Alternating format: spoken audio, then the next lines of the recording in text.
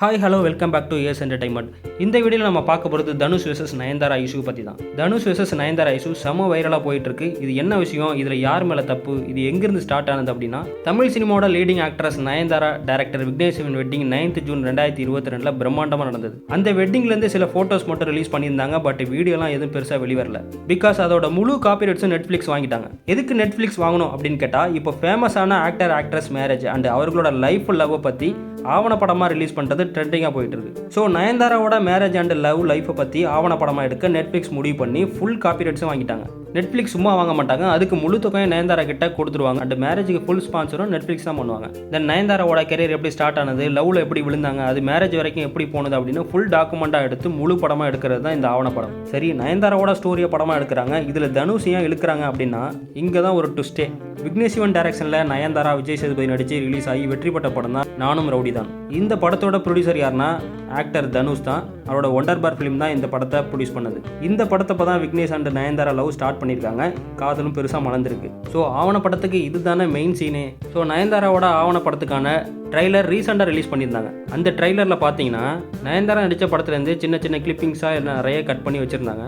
அந்த மாதிரி நானும் ரவுடிதான் படத்துலேருந்து சில காட்சிகளையும் அதில் உள்ள சாங்ஸ்களையும் யூஸ் பண்ண இந்த வீடியோட காப்பிரைட்ஸுக்காக தனுஷ்ட கேட்டிருப்பாங்க போல. பட் தனுஷ் அதை கொடுக்க மறுத்துருக்கிறாரு அண்ட் அதில் வர்ற சாங்ஸையும் யூஸ் பண்ண மறுத்துருக்கிறாரு. ஸோ கொடுக்க மறுத்தனால அந்த பட காட்சிகள் இல்லாமல் நியூ வெர்ஷனாக மறுபடியும் எடுத்துருக்காங்க. பட் இந்த படத்தில் பிகின் த ஷூட், அதாவது ஷூட்டுக்கு முன்னாடி பேசி பழகிருப்பாங்க இல்லையா, அதை தான் மொபைலில் எடுத்த வீடியோவை இதில் யூஸ் பண்ணியிருக்கிறாங்க.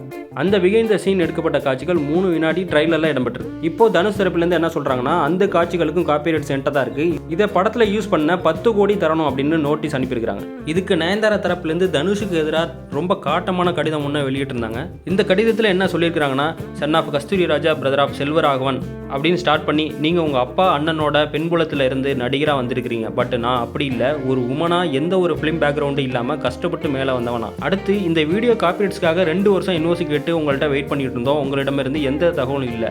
நானும் ரவுடிதான் படத்தில் வர்ற பாடல் வரிகளை கூட யூஸ் பண்ண விடலைங்கிறது என்னோட மனசு ரொம்ப பாதிச்சிருச்சு. ஸோ அந்த பட காட்சிகள் இல்லாமல் நியூ வெர்ஷனை எடுத்துருக்கிறோம். ட்ரெய்லரில் வர காட்சிகள் எங்களோட மொபைல் ஃபோனில் எடுத்தது, அதை யூஸ் பண்ணதுக்கு 10 கோடி கேட்டு தனுஷ் நோட்டீஸ் அனுப்பியிருக்கிறாரு. இதுலேயே தனுஷ் எப்படிப்பட்ட ஒருத்தர்னு தெரியுதுன்னு சொல்லியிருக்கிறாங்க. இது மட்டும் இல்லை, ஆடியோ லாஞ்சில் தனுஷ் பேசுறதுல பாதி கூட அவர் பின்பற்றதில்லை, அவரோட ரசிகரை ஏமாத்திக்கிட்டு இருக்கிறாரு. மேலும் தனுஷோட இந்த நடவடிக்கையை சட்ட ரீதியாக எதிர்கொள்வேன்னு சொல்லியிருக்காங்க.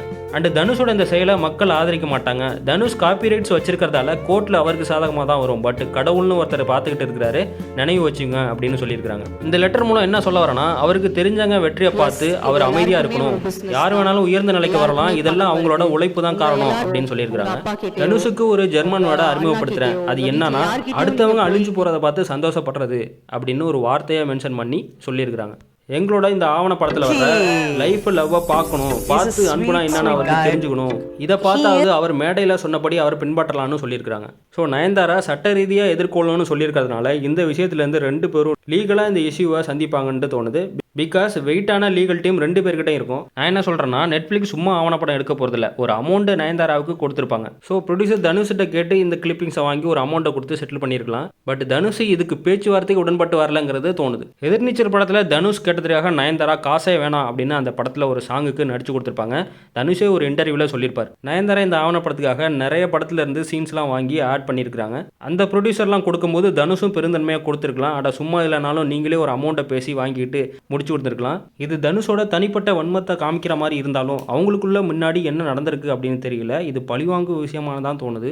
ஸோ தனுஷோட தரப்புலேருந்து எந்த தகவலும் இது வரைக்கும் வரல. லீகலாக சந்திக்கிறோம் அப்படின்னு சொன்னதுனால கோர்ட் மூலியமாக தீர்வு காண்றதே best. And wait and watch what happening என்று சொல்லி வீடியோவை முடிச்சுக்கலாம்.